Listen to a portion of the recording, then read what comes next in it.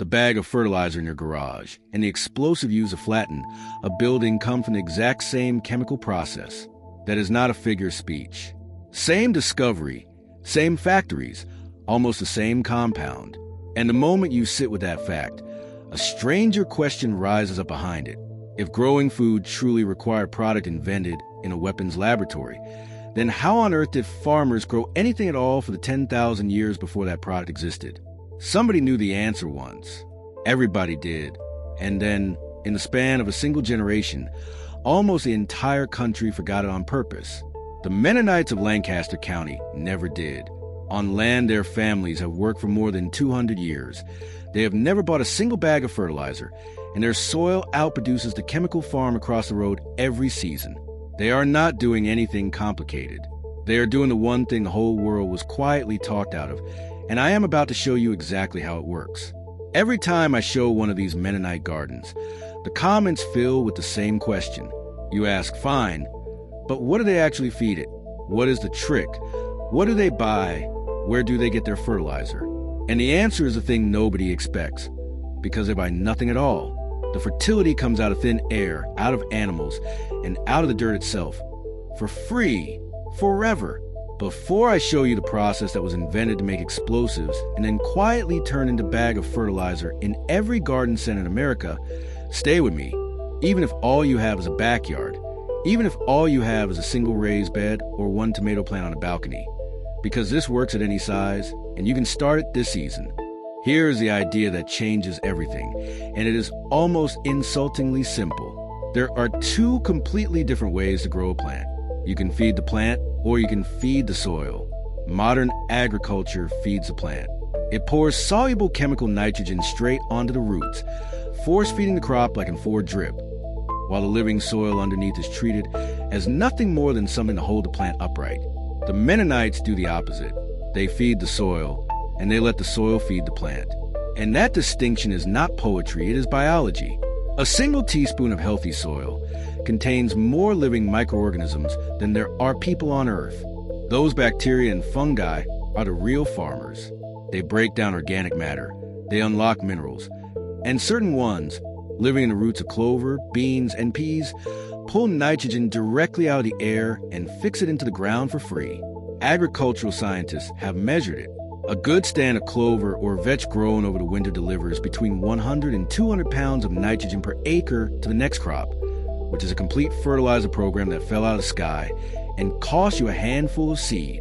Add the manure from a few animals in a pile of finished compost, and the soil does not just feed this year's crop. It gets richer every single year. The chemical field gets poorer every year and has to buy its way back.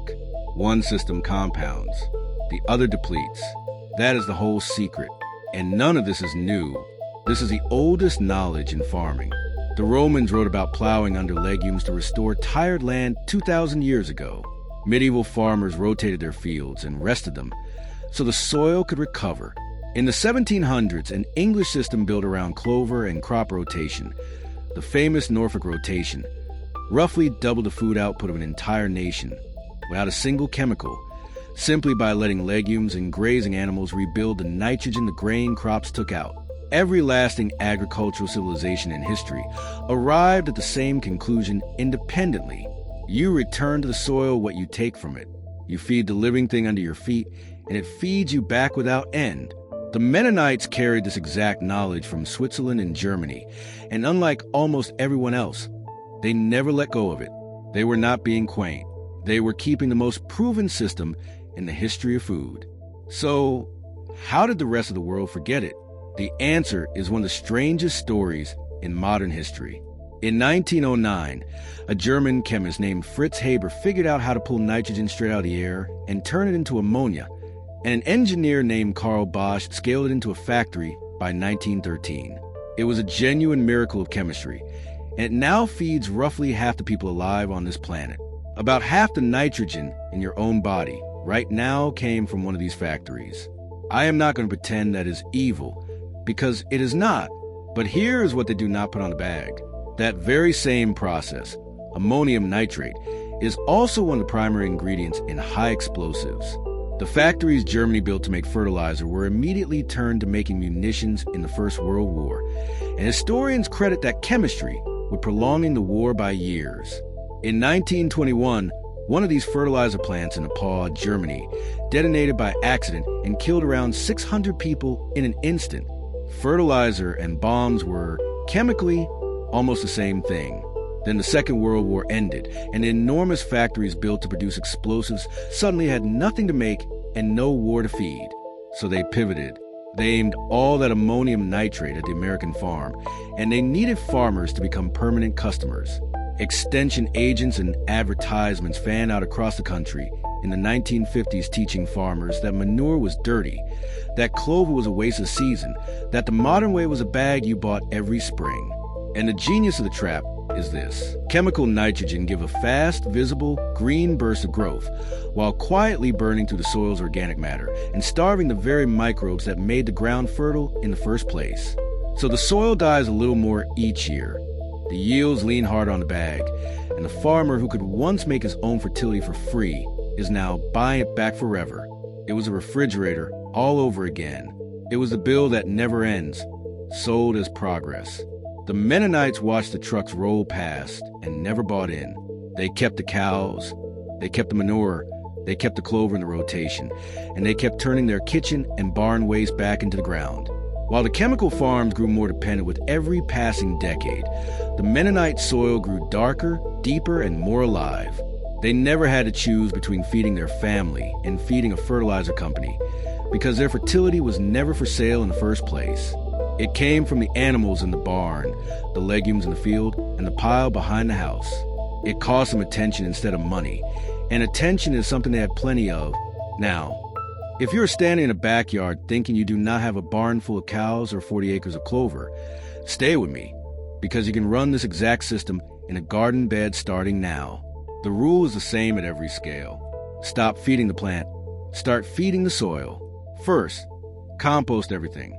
Your kitchen scraps, your fall leaves, your grass clippings, any manure you can get from a local farm. That pile, turn a few times, becomes the richest soil amendment money cannot buy, and it costs you nothing but the waste you were already throwing away. Second, plant a legume cover crop in any bed that would otherwise sit empty over winter. A few dollars of clover, field peas, or vetch seed, scattered in the fall and cut down in spring, hands you over 100 pounds of free nitrogen per acre, and a fistful is plenty for a garden. Third, rotate. Never grow the same family of plant in the same spot 2 years running, so no patch of soil gets drained of the same nutrient over and over. Fourth, stop tilling so hard and keep the ground covered with mulch, because every time you rip the soil open and leave it bare, you are killing the fungal networks that do the real work. That is the entire program. Compost, cover crop, rotate, protect. No bag, no brand, no spring trip to the store, and a garden that gets better every year instead of needing more every year. But stay right here, because there is one part of the story nobody mentions, and it is not about the soil at all. It is about what happens to the food itself after the ground beneath it has been farmed chemically for 40 years. Because this is not fringe thinking anymore. The fastest growing movement in agriculture today is built on exactly what the Mennonites never stopped doing. It is called regenerative farming, and across the country growers are tearing up the chemical playbook, planting cover crops, cutting the tilling, and watching dead fields come back to life. University agricultural programs and the Federal Sustainable Agriculture Service now publish the numbers openly. In a diversified system, legume cover crops can replace synthetic nitrogen entirely. Major farms are slashing their fertilizer bills by feeding the soil biology instead of the plant, and finding their yields hold steady or climb while their costs collapse. The science the industry spent 70 years talking over is now the science leading the way back. The Mennonites were not behind the times. They were just 80 years early. So here's where it lands. In 1909, a chemist learned to pull fertilizer out of the air. By the 1950s, the factories that made the bombs turned their barrels on the American farm and sold the country a dependency dressed up as the future.